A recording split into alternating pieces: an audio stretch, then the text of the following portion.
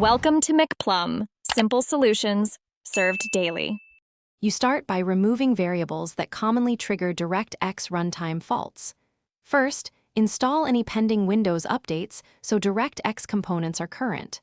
Then run dxdiag and note the DirectX version and any red flags under display. This tells you whether DirectX or drivers are suspect.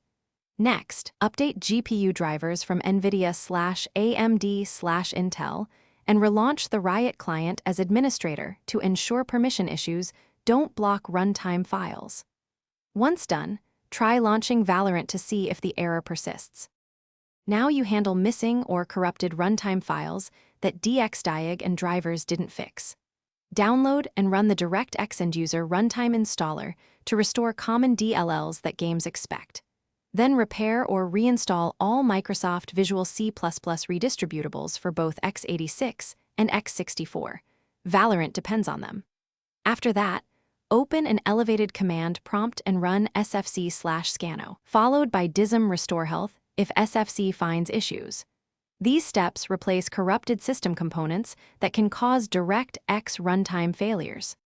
Finish by ensuring the game itself and anti-cheat are healthy.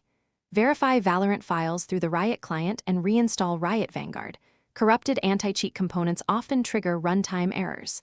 If the problem continues, roll back your GPU driver or perform a clean driver install with thee to eliminate driver-level conflicts. As a last step, reinstall Valorant completely. Troubleshooting tip: if errors persist, collect dxdiag and Riot logs, then contact Riot support. They can interpret logs to find uncommon DirectX or hardware incompatibilities.